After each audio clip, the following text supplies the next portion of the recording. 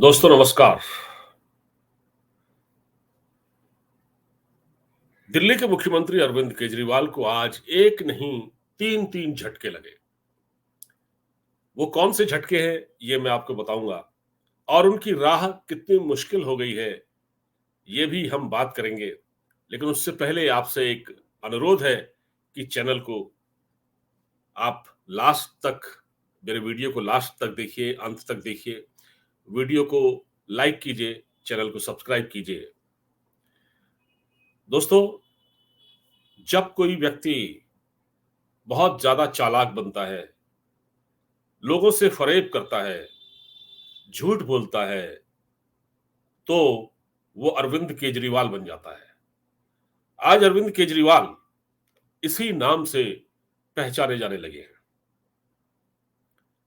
अरविंद केजरीवाल को लोग फरेबी कहते हैं, झूठा कहते हैं, मक्कार कहते हैं।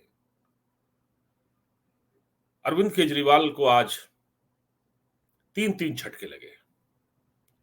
पहला झटका था, उनको आज सुप्रीम कोर्ट ने लौटा दिया। मतलब उनके वकील की नहीं चली।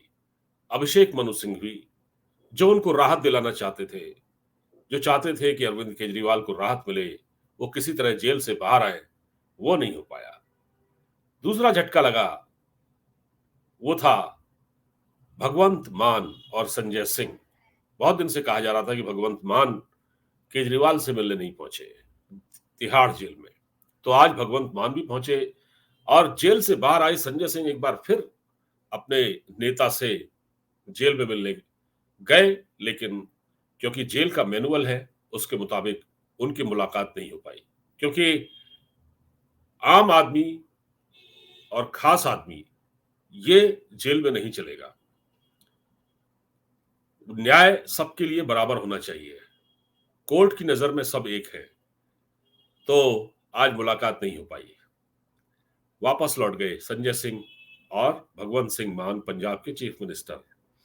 इसी तरह तीसरा झटका केजरीवाल को कहां लगा? राउज एवेन्यू कोर्ट में। राउज एवेन्यू कोर्ट में झटका ऐसे लगा कि असल में केजरीवाल को हफ्ते में 2 दिन मुलाकात की इजाजत है अपने वकीलों के साथ, ताकि वो कानूनी राय और मशवरा ले सकें। हालांकि इसकी इजाजत वैसे नहीं होनी चाहिए अगर नैतिक और सैद्धांतिक तौर पर देखा जाए, क्योंकि अरविंद केजरीवाल तो एक आम आदमी है। तो आम आदमी को जेल में वकीलों की सुविधा क्यों मिलनी चाहिए? ये प्रश्न आप क्यों नहीं पूछते हैं? लोग ये सवाल क्यों नहीं पूछते हैं? दिल्ली के लोग और देश के लोग ये सवाल क्यों नहीं पूछते हैं कि क्यों अरविंद केजरीवाल को वकीलों से राय मशवरा करने के लिए उनको जेल में उनसे बात करने की जरूरत है?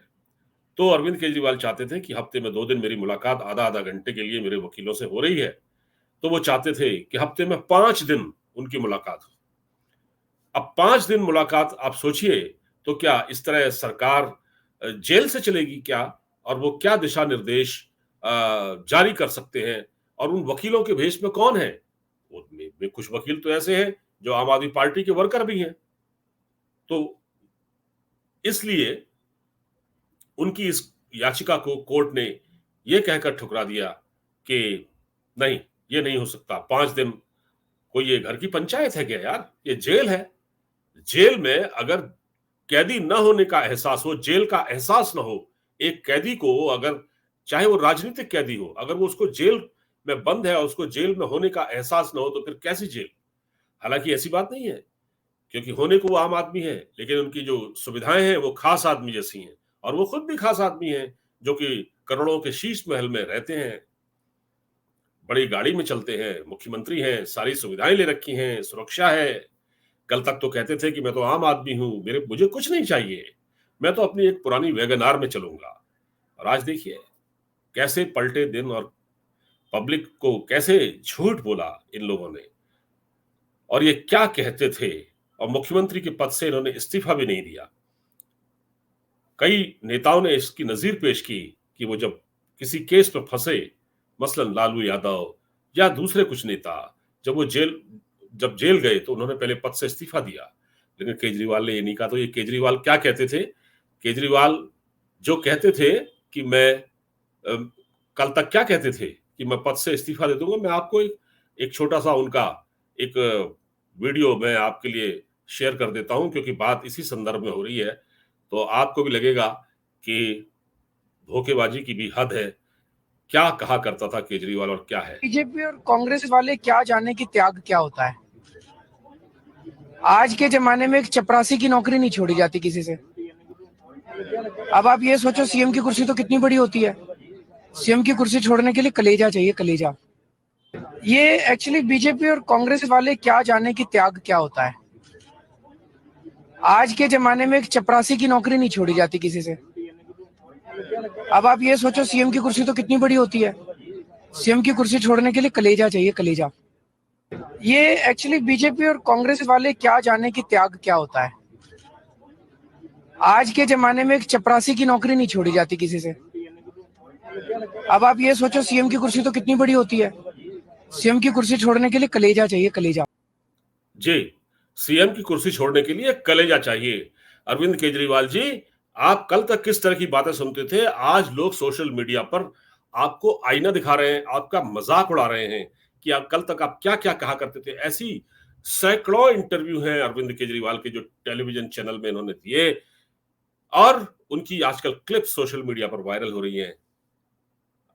जरा भी शर्म हो अगर, तो इनको इस्तीफा दे देना चाहिए। कि कल की जिस प्रकार हाईकोर्ट ने जो रिमार्क्स दिए इनके बारे में, कहा कि ईडी ने जो सबूत दिए हैं आपके खिलाफ, उसमें तो साफ है कि आपकी संलिप्तता है शराब घोटाले में। तो कोर्ट ने तो केजरीवाल को कटघरे में खड़ा कर दिया। और आम आदमी पार्टी के लोग इतनी जल्दबाजी में हैं कि वो अब कोर्ट के ही पीछे पड़ गए हैं। मतलब जिस जिस महिला जज ने फैसला सुनाया, वो कोई शर्मा है महिला जज, जो उन्होंने फैसला सुनाया, आज जिस प्रकार उन्होंने रिजेक्ट किया अरविंद केजरीवाल को की बेल को, अरविंद उनके वकील को, तो ये उनके पीछे पड़ गए। तो उनके बारे में भी अनाप शनाप बोलने लग गए। तो ये कैसी अराजकता है।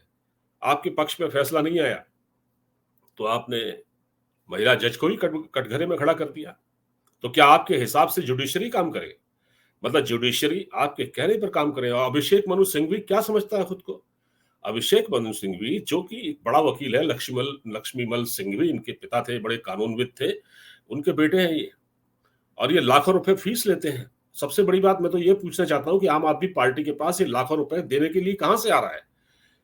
जो एक आम आदमी पार्टी है भाई, एक देश के आम आदमी, मैं फिर कह रहा हूं, मैं इस शब्दों पर जोर दे रहा हूं आपके सामने, आम आदमी पार्टी। तो आम आदमी पार्टी को ये लाखों रुपए वाला वकील कहां से मिल रहा है? और ये पैसा आ कहां से रहा है?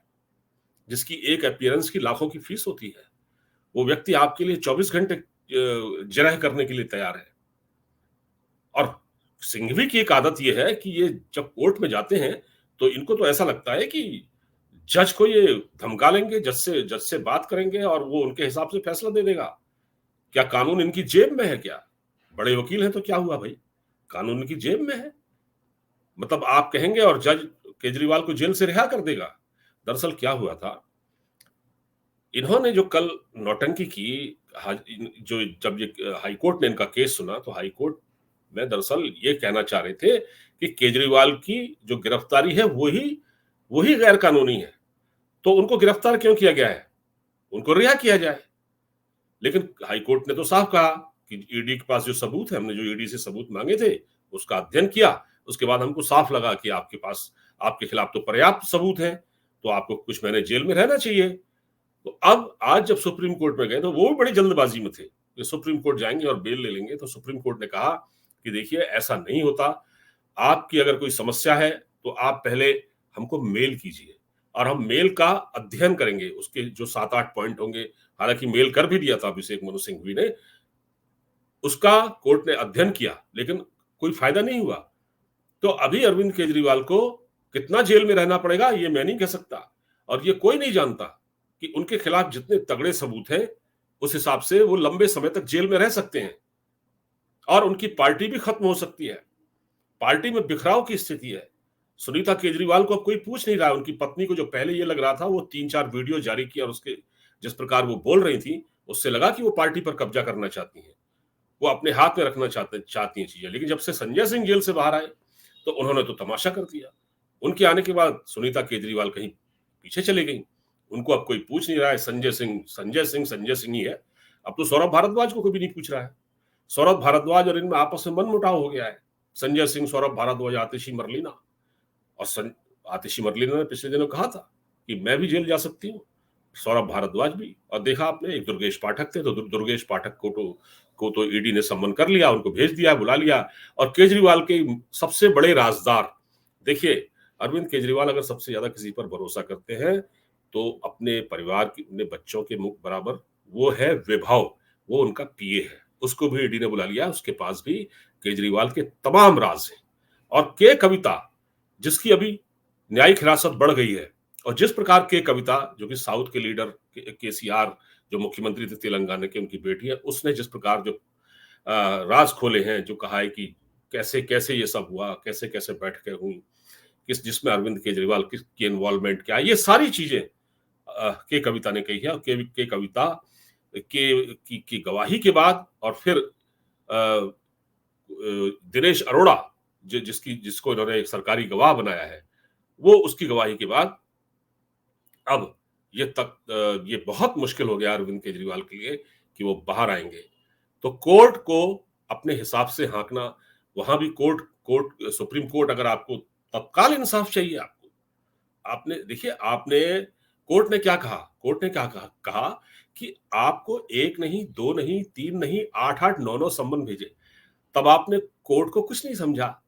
आपको बुलाया जा रहा था, आप नहीं आए हैं। ईडी ने आपको जो सम्मन भेजे थे, आप उस पर हाजिर नहीं हुए, और आज आपको इतनी जल्दबाजी है। आपने जो सम्मन भी वैध था, वो कानूनी थे।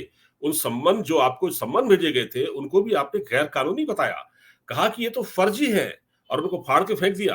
और आपको आज इंसाफ की इतनी तलब है कि आपको इंसाफ चाहिए। आप तो आम आदमी है भाई, आप तो देश के आम आदमी है ना, आम आदमी पार्टी है ना आपकी। तो रहिए कुछ दिन जेल में, मजे कीजिए, फिर देखा जाएगा। तो दोस्तों, फिलहाल ये था अपडेट। आपको अगर ये पसंद आया हो तो प्लीज इसको शेयर कीजिएगा, लाइक कीजिएगा, और चैनल को सब्सक्राइब करना मत भूलिएगा। नमस्कार, जय हिंद।